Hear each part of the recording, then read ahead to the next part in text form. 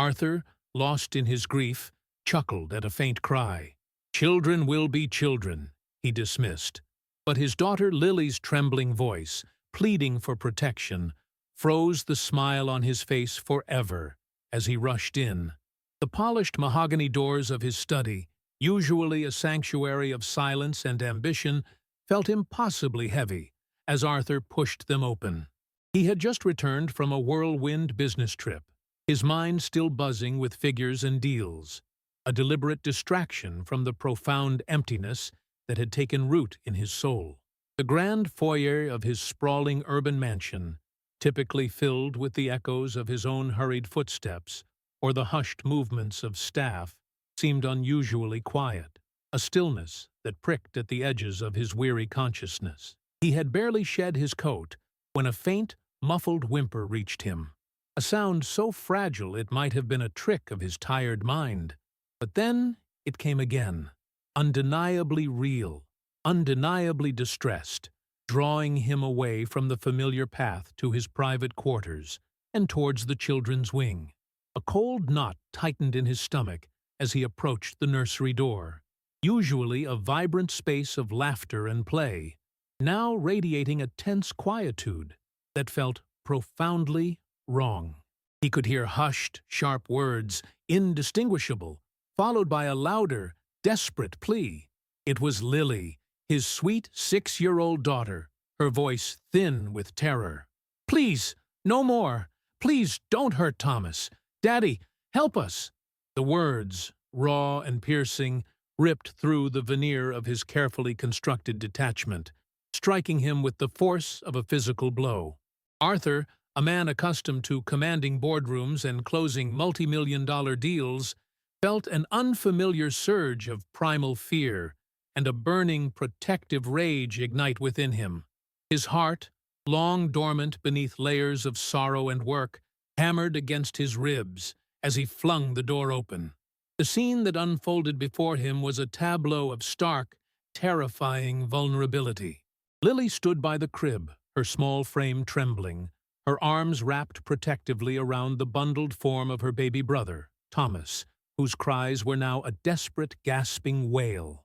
Opposite them, Mrs. Gable, the household cleaner who had seemingly become indispensable since Eleanor's departure, stood rigid, her face a mask of feigned surprise and indignation, though a flicker of something darker, something predatory, vanished from her eyes as they met Arthur's. The air in the room was thick with unspoken threats, a palpable tension that spoke of cruelty and fear. Lily's eyes, wide and tear-filled, locked onto her father's, a silent scream for rescue emanating from her small, quivering lips. "Daddy," she said. "She said we were bad. She said you wouldn't care." Lily choked out, her voice barely a whisper, a stark accusation that tore at Arthur's very core. Arthur Vance was a titan of industry, a man whose name resonated with power and unparalleled success in the financial world. His empire was vast, his wealth immeasurable, yet beneath the polished exterior of tailored suits and confident strides lay a cavernous void, a grief so profound it had reshaped his very existence. The loss of his beloved wife, Eleanor, during the birth of their son Thomas, had shattered his world, leaving him adrift in a sea of sorrow from which he struggled daily to surface. He had retreated into his work, believing that an endless pursuit of achievement could somehow fill the gaping hole Eleanor had left, a misguided attempt to numb the pain that clawed at him relentlessly. His children, Lily and the infant Thomas, though cherished, had become almost abstract figures in his grief-stricken haze, cared for by a rotating staff, while he navigated the treacherous waters of his own despair. Mrs. Gable, with her neat uniform and perpetually deferential demeanor, had seemed a godsend in the chaotic aftermath of Eleanor's passing. She presented herself as the epitome of dedication, a woman who understood the delicate balance of a grieving household and the needs of two motherless children. Her quiet efficiency and seemingly genuine affection for Lily and Thomas had earned Arthur's trust, a trust he now realized had been tragically misplaced. He remembered the reports from other staff members, subtle whispers dismissed as petty jealousies about Mrs.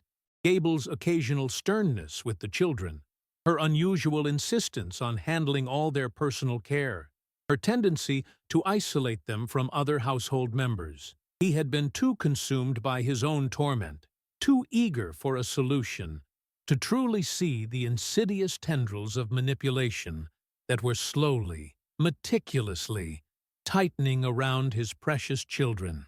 His guilt, a heavy shroud he wore daily, now intensified into a searing agony, a realization that his emotional absence had left his children vulnerable to a darkness he had been too blind to perceive. A chilling stillness descended upon the nursery, broken only by Thomas's fading cries and Lily's ragged breathing. Arthur's gaze, usually impassive and analytical, burned with an intensity Mrs. Gable had never witnessed. He saw not just Lily's terror-stricken face, but the faint, purplish bruise blossoming on her delicate wrist, an almost imperceptible mark that now screamed volumes.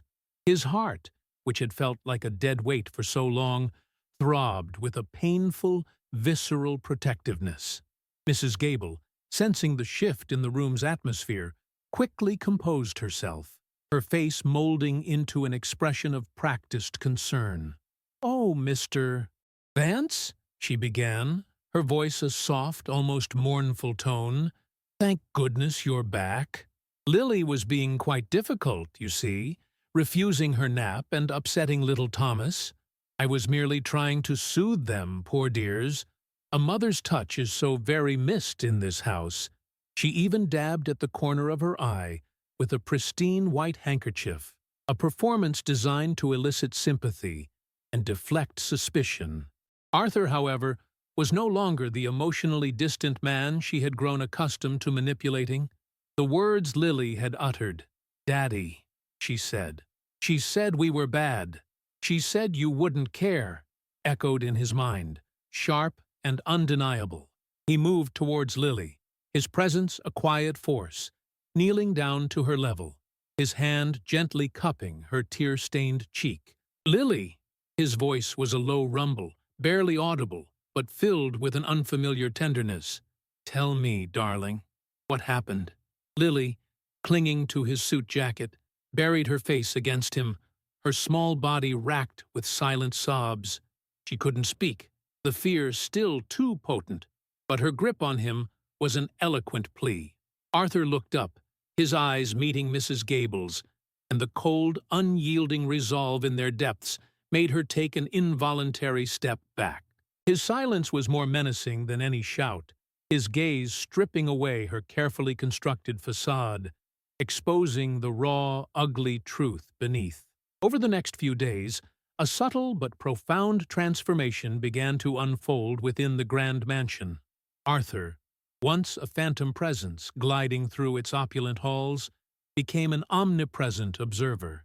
His work, once his sole refuge, now felt trivial, an unforgivable distraction. He started noticing things he had been too blind, too consumed by his own sorrow, to perceive before. There were the hushed whispers from the other household staff, quickly silenced when he approached, but laden with unspoken anxieties. There were the doors to the children's wing, sometimes subtly ajar, sometimes deliberately locked from the inside, a detail Mrs. Gable always dismissed as a safety precaution. He observed Thomas, the infant, who would often stiffen and whimper when Mrs. Gable approached him, a stark contrast to the easy gurgles he offered to other caregivers.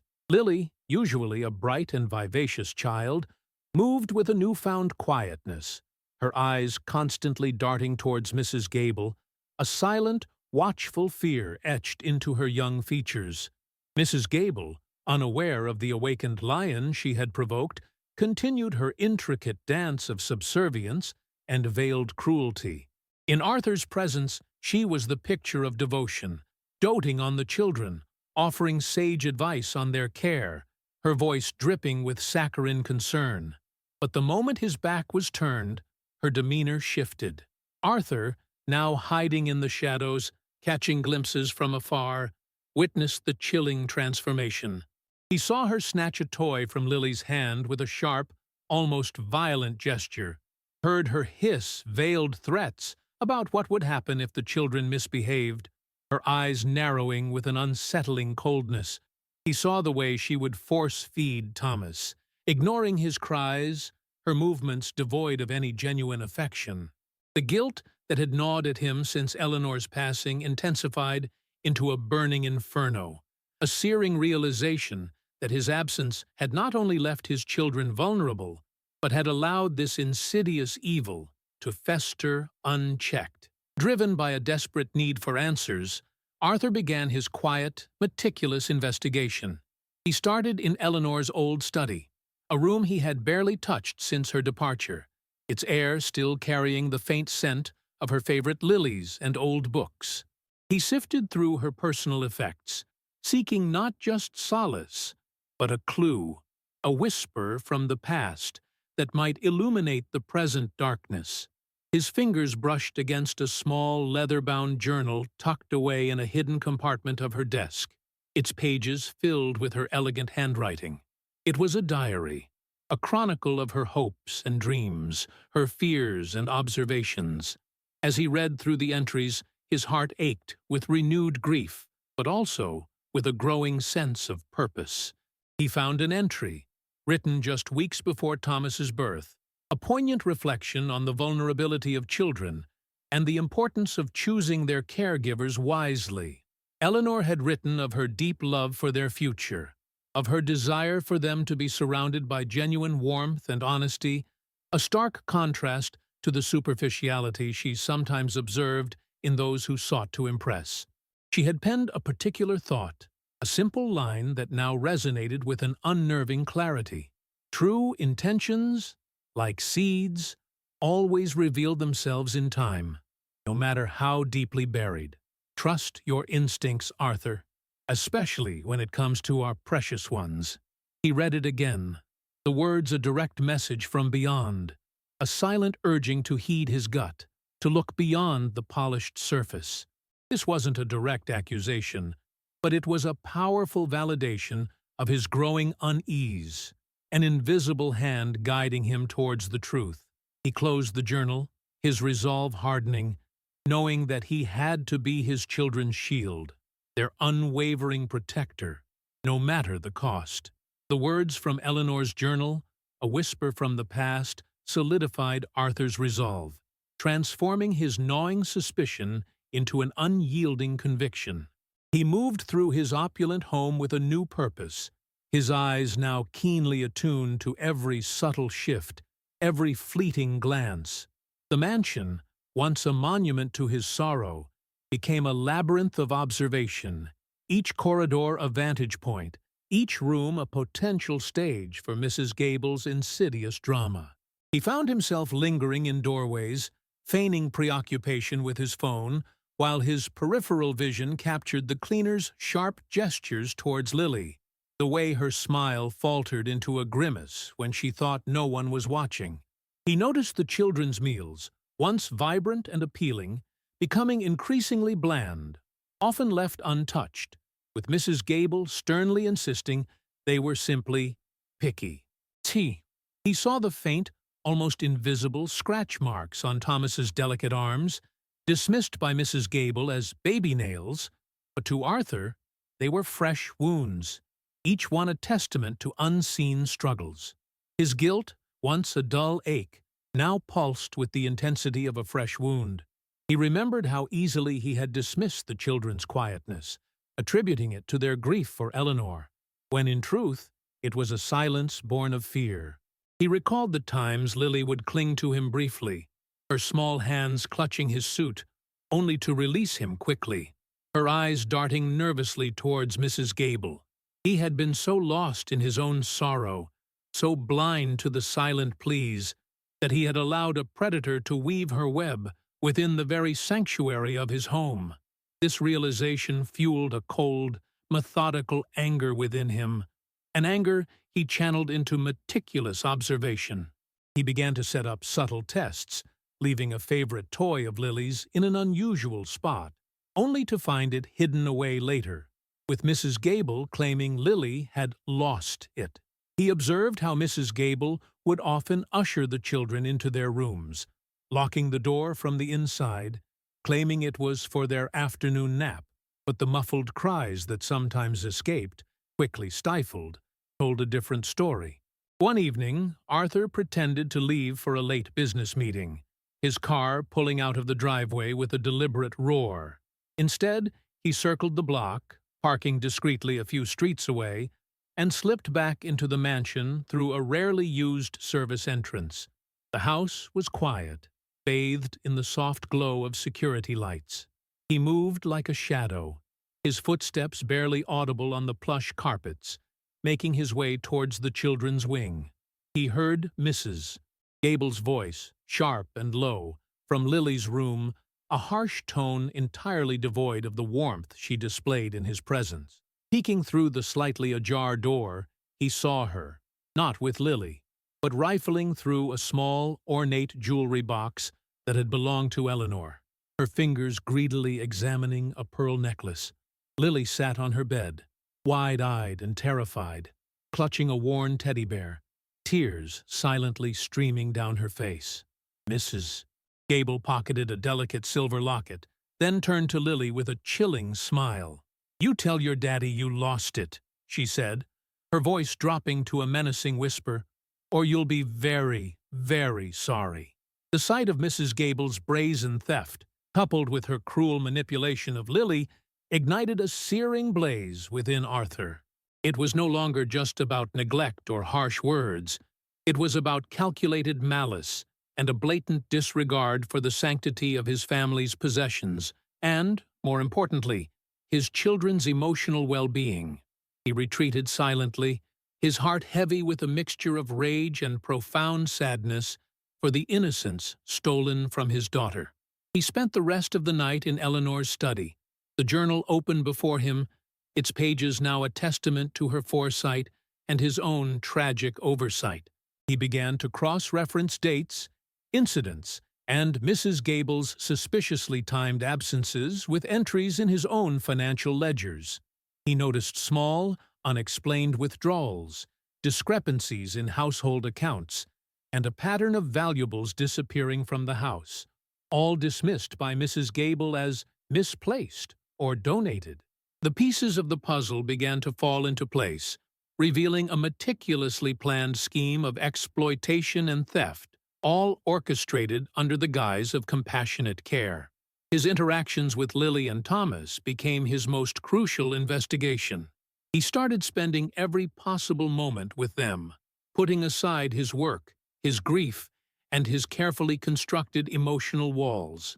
He would sit by Lily's bed, reading her stories, his voice a comforting balm, and watch as her small hand tentatively reached for his. He would hold Thomas, feeling the baby's tiny fingers curl around his own, a connection he had denied himself for too long. Lily, though still guarded, began to open up in small, hesitant ways. She would point to a toy and whisper, "Mrs. Gable said, I couldn't play with this, Daddy," her words laced with lingering fear. Or she would flinch when a door slammed, looking anxiously towards the hallway, a clear sign of the constant tension she lived under. Arthur, with every small revelation, felt his own heart slowly begin to thaw, the layers of ice around it cracking under the warmth of his children's fragile trust. He knew he had to act, not just for justice, but to reclaim the love and connection he had so carelessly let slip away. The truth, he realized, was not just a weapon against Mrs. Gable, but a bridge back to his children, a path to healing and rebuilding the shattered fragments of their family. The soft light of dawn barely pierced the heavy velvet curtains as Arthur, fueled by a potent blend of anger and renewed paternal instinct, continued his silent crusade. He had learned to navigate his home like a phantom, his movements hushed, his presence barely a ripple in the morning stillness. His office, once a fortress of solitude dedicated to the abstract world of finance, now served as his command center for a far more personal battle. He meticulously reviewed bank statements, credit card records, and household expense reports, the numbers blurring into a damning pattern. Small, consistent withdrawals, always just under the threshold that would trigger an immediate alert, began to surface, mirroring the dates when Mrs. Gable had insisted on managing specific household errands or had taken Lily and Thomas out for playdates. There were also inexplicable charges for luxury items, far beyond the scope of household necessities, subtly woven into larger invoices, designed to be overlooked by a man too consumed by grief to scrutinize every detail. The audacity of her deception, the cold calculation behind each stolen cent, sickened him. It wasn't just about the money, it was about the profound violation of trust, the exploitation of his sorrow, and the calculated chipping away at his children's future. Arthur's gaze lingered on an old photograph on his desk, a cherished memory of Eleanor, vibrant and radiant, holding a newborn Lily, her eyes shining with unconditional love. He remembered Eleanor's meticulous nature, her careful planning for their children's inheritance, a legacy meant to secure their lives regardless of what the future held. Mrs. Gable, he now understood, had been systematically siphoning funds, not just from daily expenses, but subtly manipulating minor trust accounts Eleanor had established for the children, preying on the legal complexities that he, in his fog of grief, had entrusted to his financial advisors, who, in turn, had trusted her seemingly impeccable management. He felt a profound sense of failure, a crushing weight of culpability for having allowed this parasitic presence to thrive within his home, to steal not just objects, but a sense of security from his vulnerable children. The financial evidence was mounting, painting a chilling portrait of a woman driven by a corrosive blend of greed and perhaps a deeper, unspoken resentment. The subtle confrontations began to manifest in the shifting dynamics of the household. Arthur no longer simply accepted Mrs. Gable's explanations. His questions, though polite, carried an edge of steel, forcing her to elaborate, to justify, to stumble over her carefully crafted lies. Why was the grocery bill so high this week, Mrs. Gable, when the children barely ate anything? He might ask, his voice calm, but his eyes unwavering. She would offer a flurry of excuses, blaming rising prices, finicky children, or unexpected household needs, her usual placid demeanor cracking under the pressure of his newly attentive gaze.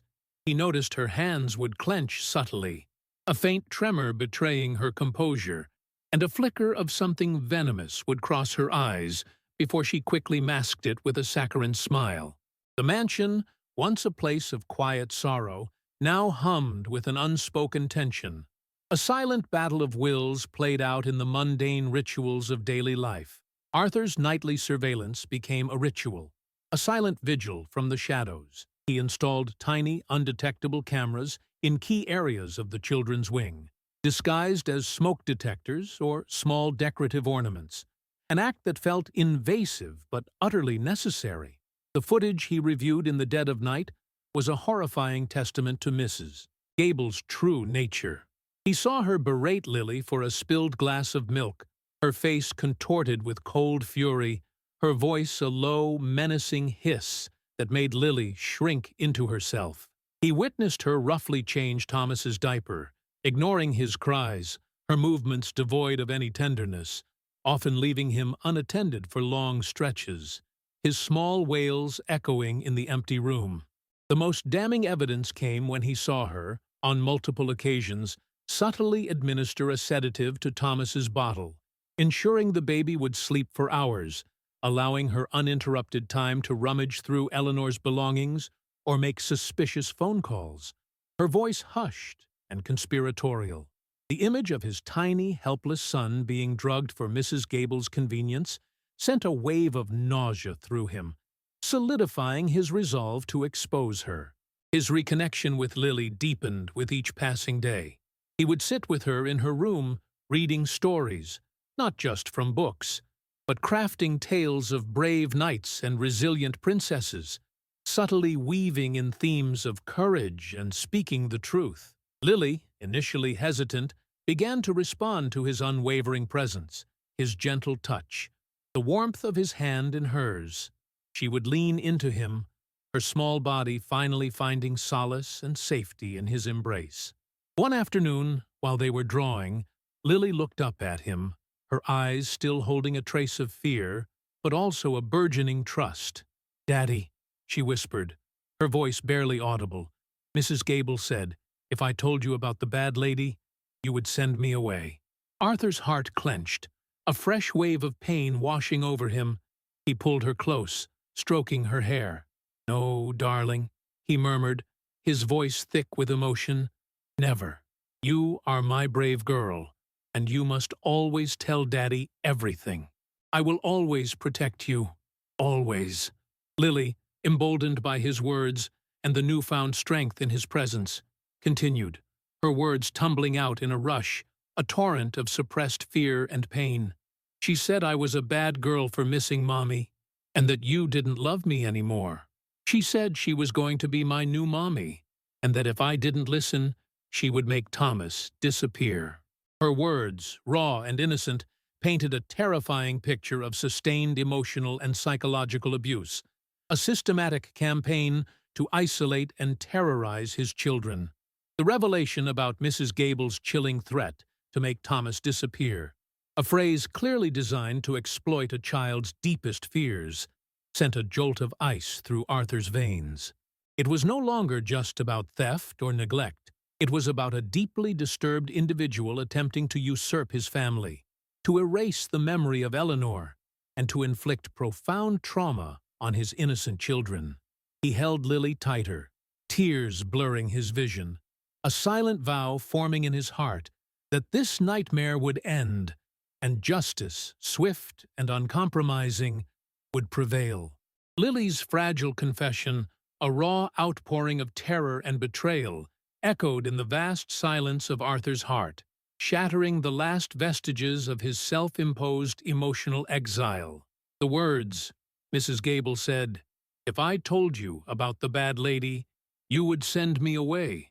And she said I was a bad girl for missing Mommy, and that you didn't love me anymore," twisted a knife in his soul, exposing the profound damage inflicted upon his innocent daughter.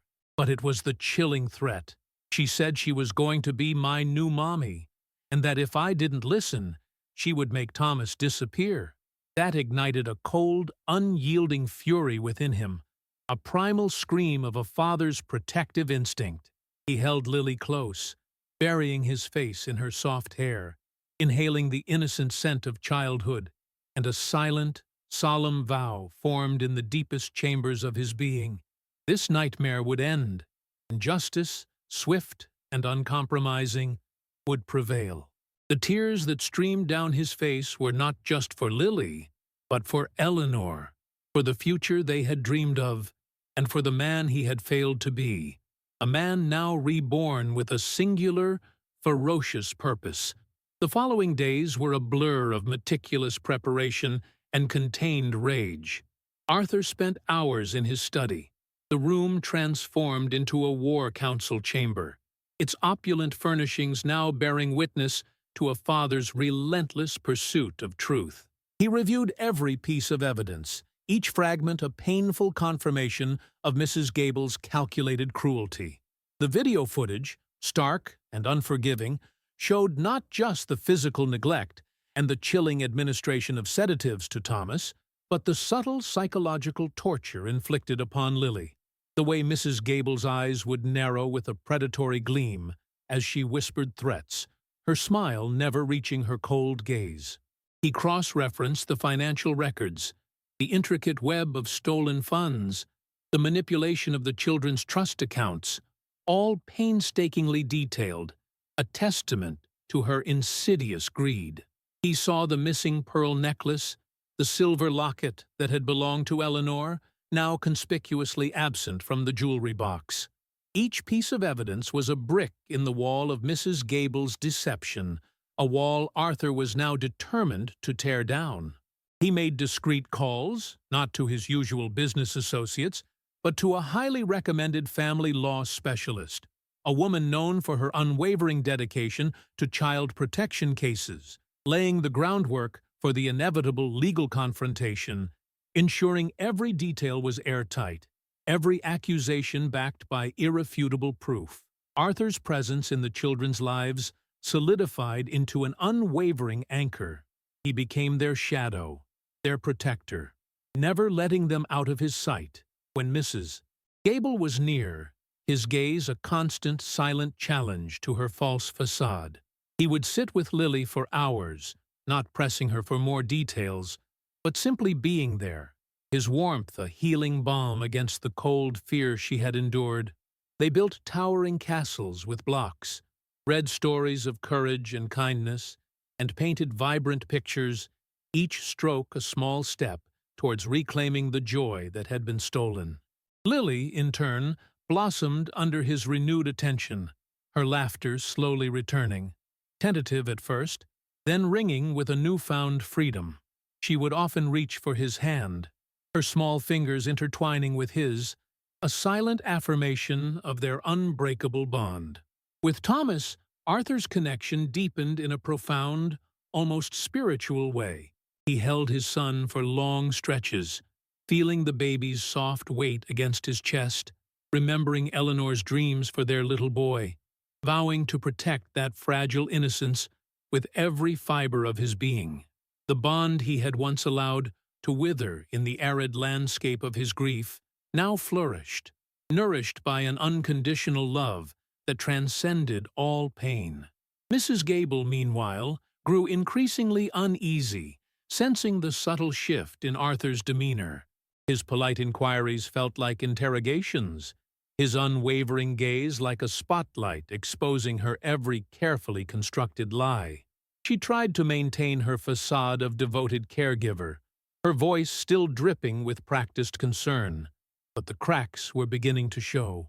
Her movements became more agitated, her smiles more strained, and a desperate, almost feral glint would flash in her eyes when she thought Arthur wasn't looking.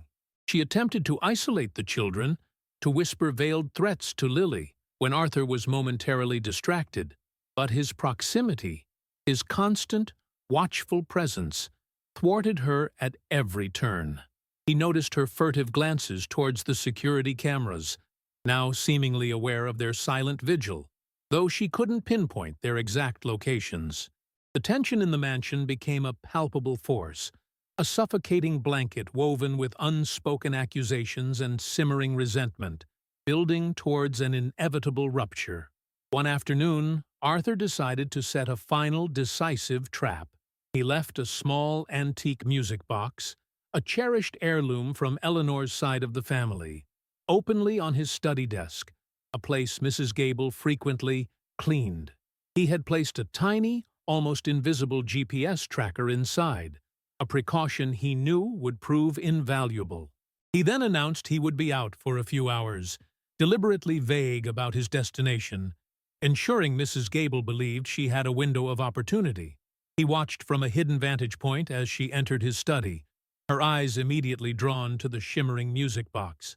A greedy smile spread across her face as she looked around, ensuring no one was near, before swiftly pocketing the item, her movements practiced and efficient. Arthur's heart pounded, not with anger, but with a cold, righteous satisfaction. He had her, unequivocally. The theft of the music box, combined with the video evidence of abuse, the financial discrepancies, and Lily's testimony, painted a damning picture that no amount of feigned innocence could ever erase. The stage was now set for a confrontation that would not only bring justice, but would reclaim his family from the shadows that had threatened to consume them. The stolen music box, now safely recovered, was the final, irrefutable piece in Arthur's meticulously constructed puzzle. The tiny GPS tracker had confirmed its journey, a short but damning trip to a pawn shop on the other side of the city, a place Mrs. Gable had frequented under the guise of running errands. Arthur held the delicate item in his hand, its intricate carvings a stark contrast to the ugliness of the betrayal it represented. a symbol of Eleanor's memory defiled. His lawyer, a stern but compassionate woman named Evelyn Reed, had reviewed all the evidence. The chilling video footage of Mrs. Gable's abuse and neglect, the meticulously documented financial discrepancies, Lily's brave, whispered testimony, and now, the tangible proof of theft.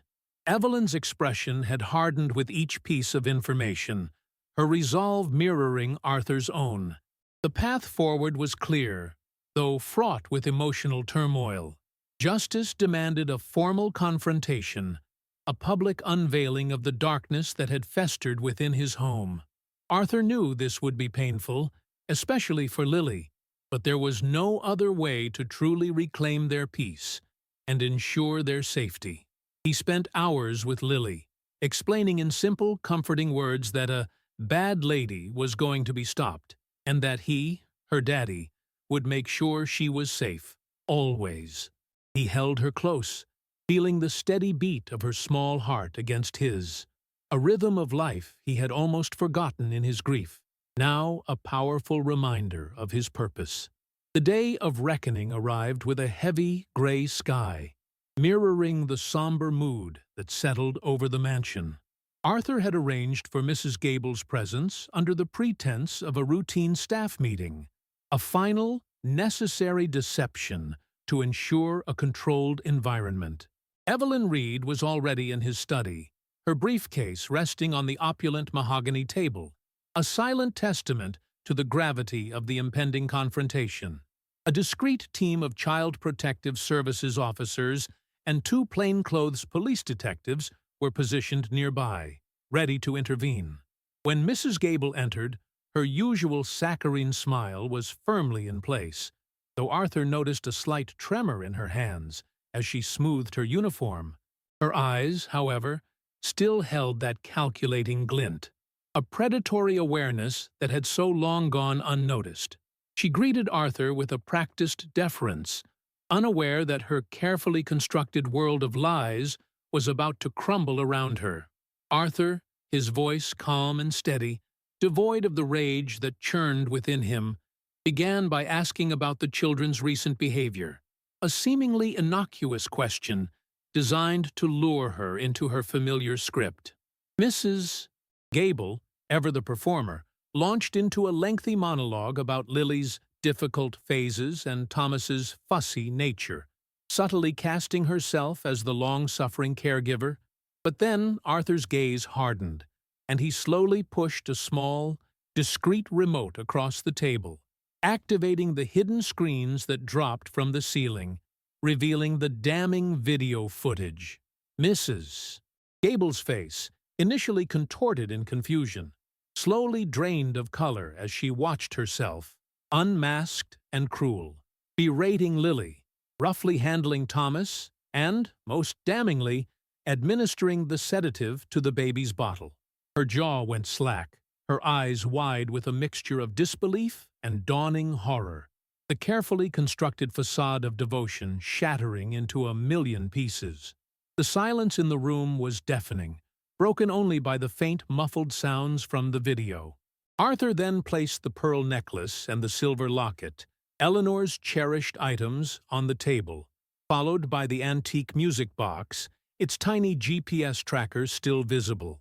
He laid out the financial ledgers, highlighting the suspicious withdrawals and manipulated accounts, each piece of paper a cold, hard accusation. Mrs. Gable's composure completely unraveled. She lunged forward, her eyes wild, a guttural cry escaping her lips, a raw, venomous sound that stripped away any pretense of humanity. "You think you know everything, you pampered fool!" she shrieked, her voice hoarse with rage, her carefully modulated tone replaced by a torrent of bitter resentment. "You were never here. You were too busy mourning your perfect Eleanor, too busy with your money, to see what was right in front of you. I did everything. I raised your children. I ran your house. And what did I get? Pity? Scraps? You deserved this." She gestured wildly at the evidence, her face a mask of contorted fury, her true motivations a corrosive blend of greed and deep-seated envy, now laid bare for all to see. Her outburst, a chilling crescendo of malice, continued, targeting Arthur with a venom born of years of suppressed resentment. She accused him of being a neglectful father, a man too lost in his own sorrow to see the devotion she supposedly offered, twisting her actions into a perverse form of selfless sacrifice. Lily and Thomas, she spat, were nothing but obstacles, reminders of his perfect life, a life she felt unjustly denied. She railed against Eleanor's memory, her words laced with a bitter jealousy that painted a horrifying picture of her true feelings towards the departed wife. But Arthur, though his heart ached with every cruel word spoken about Eleanor and his children, remained unyielding. He had prepared for this, steeling himself against her manipulative tactics. He stood firm, a formidable presence, his gaze unwavering, projecting an aura of absolute protection that signaled an end to her reign of terror. Evelyn Reed, with a quiet but firm gesture, signaled the waiting officers who now entered the study, their presence a stark, undeniable symbol of the formal justice about to be served. Mrs. Gable, seeing the uniforms, let out a final despairing wail, a sound of utter defeat, as her world, built on deceit and cruelty, finally collapsed around her. The heavy silence that followed Mrs. Gable's final, desperate wail was a sound of profound release, a weight lifting from the very foundations of the sprawling mansion. The officers moved with quiet efficiency, their presence a stark contrast to the chaos of moments prior, escorting the now subdued woman from the study, her once pristine uniform disheveled, her face a mask of bitter defeat. Arthur watched her go, not with triumph, but with a deep, bone-weary exhaustion, a sense of having navigated a treacherous storm and finally reaching a quiet shore. Evelyn Reed, her expression a blend of professional satisfaction and quiet compassion, placed a reassuring hand on Arthur's arm, her touch a silent acknowledgement of the harrowing ordeal he had endured. He felt a profound sense of relief, a clarity he hadn't known since Eleanor's departure, understanding that the dark shadow that had loomed over his children, and indeed over his entire existence, was finally receding. The air in the study, once thick with tension and deceit, now felt lighter, almost breathable, carrying the faint promise of a future untainted by malice. In the immediate aftermath, the mansion, usually a place of hushed routines, became a haven of gentle care. Arthur had arranged for a temporary, trusted caregiver, a kind, elderly woman named Mrs. Henderson, who brought with her an aura of comforting warmth and unwavering patience. Lily, initially withdrawn and hesitant, clung to Arthur's side, her small hand never leaving his, seeking constant reassurance in his touch and his steady presence. He spent hours simply holding her, reading to her, letting her draw her fears and her budding hopes onto large sheets of paper, each crayon stroke a tiny step towards healing. Thomas, too young to fully grasp the recent upheaval, thrived under Arthur's renewed and focused attention, his baby coos and gurgles filling the silence that had once felt so oppressive. The subtle shift in the mansion's atmosphere was palpable. The oppressive stillness was replaced by the gentle murmur of voices, the soft clatter of toys, and the sporadic, joyful bursts of children's laughter, tentative at first, but growing stronger with each passing day. The legal proceedings, though emotionally taxing, moved with a swift and resolute purpose. Evelyn Reed, a formidable advocate for justice, presented the meticulously gathered evidence with unwavering conviction. The chilling video footage, Lily's brave testimony, the irrefutable financial records, and the recovered stolen heirlooms. Mrs. Gable, stripped of her deceptive facade, faced the full weight of her calculated cruelty. The court, presented with the undeniable truth of her actions, from the systematic emotional abuse and neglect of the children to the brazen financial manipulation and theft, rendered a judgment that affirmed the principle that Maldade would indeed be punished. Arthur ensured that every measure was taken to protect Lily and Thomas from the harsh glare of the public eye, shielding their fragile hearts from further trauma, allowing them to heal in the quiet sanctity of their home. The resolution brought a sense of closure, not just for Arthur and his children, but for the memory of Eleanor, whose legacy of love and foresight had ultimately helped uncover the truth.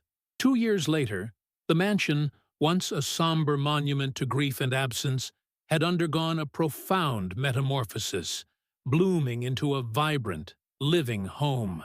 The echoes of sorrow had been replaced by the melodies of everyday joy, a testament to the unwavering power of resilience and unconditional love. Arthur, no longer the emotionally distant mogul, but a man reborn, walked through its sunlit halls with a lightness in his step and a warmth in his eyes that had long been extinguished. His days were now meticulously balanced, his business acumen channeled into creating a stable, secure future for his children. But his heart, his very essence, was dedicated to their present. He had learned to be fully present, to truly see and cherish every fleeting moment, every milestone, every small act of affection that knitted their family back together. Lily, now a bright and spirited 8-year-old, had blossomed under her father's unwavering love and the consistent, gentle care of a new, trusted nanny who understood the nuances of a child's healing heart. Her laughter, once hesitant, now rang freely through the house, a joyful symphony that filled every corner. She would often be found in the sprawling garden, her small hands covered in soil, helping Arthur plant vibrant flowers, their shared activity a silent ritual of growth and renewal. Thomas, a boisterous 2-year-old with his mother's bright eyes and his father's determined spirit, toddled through the rooms, his innocent curiosity a constant source of delight. The scars of the past remained, a subtle etch on their collective memory, but they were no longer open wounds. Instead, they were testaments to the incredible strength of their bond, a reminder of the darkness they had overcome together. Mealtimes, once silent and somber affairs, were now lively gatherings filled with chatter and shared stories. Arthur would listen intently to Lily's recounting of her school day, his gaze filled with an adoration that transcended words. He would patiently feed Thomas, reveling in the sticky fingers and the innocent smiles, finding a profound, simple joy in the mundane rituals of fatherhood. The mansion, with its grand architecture, now felt intimately warm, a sanctuary built on a bedrock of truth, unwavering love, and a fierce, unconditional bond that had been forged in the crucible of adversity. The journey had been arduous, marked by pain and betrayal, but it had led them to this place of profound peace, a testament to the enduring human spirit and the transformative power of love. The mansion, now a beacon of comfort and joy, hummed with a different energy, one that vibrated with the love Arthur had painstakingly rebuilt. He often found himself pausing in the hallway, simply to listen to the sounds of his children.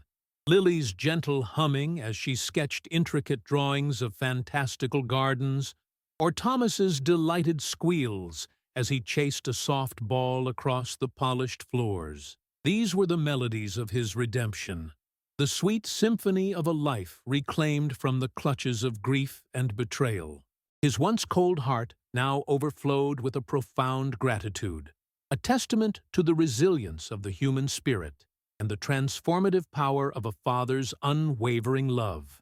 He understood now that true wealth lay not in the vastness of his fortune, but in the boundless affection that filled his home, a treasure beyond measure. Every evening, as the sun dipped below the horizon, painting the sky in hues of orange and purple, Arthur would gather Lily and Thomas for their bedtime ritual. He would read stories of brave knights and kind princesses, his voice a soothing balm against the lingering whispers of past fears. Lily would nestle close, her head against his shoulder, her eyes sparkling with the magic of the tales, while Thomas, drowsy and content, would drift off in his arms, his small hand clutching Arthur's finger. In those quiet moments, surrounded by the innocent warmth of his children, Arthur found a peace he had once believed impossible. The scars of their harrowing journey remained, not as sources of pain, but as symbols of their incredible resilience, a reminder that even in the deepest shadows, light, truth, and unconditional love would always prevail. The memory of Eleanor, once a source of crushing sorrow, now resonated as a gentle, guiding presence, her love a foundational strength that had ultimately saved them all. Justice had been served, Maldade had been punished, and good had indeed found its profound reward in the tender embrace of a family made whole. This story, a testament to courage and the enduring power of the human heart, reminds us that the bonds of family are unbreakable, capable of withstanding the most brutal storms. It shows us that true strength lies in protecting the innocent, in seeking truth, and in embracing love, no matter the cost. What depths would you plumb? What battles would you fight to safeguard the smallest, most precious hearts? How far would you go to protect a child you love? Share your thoughts and join the conversation, because every child deserves a sanctuary built on truth, courage, and unconditional love.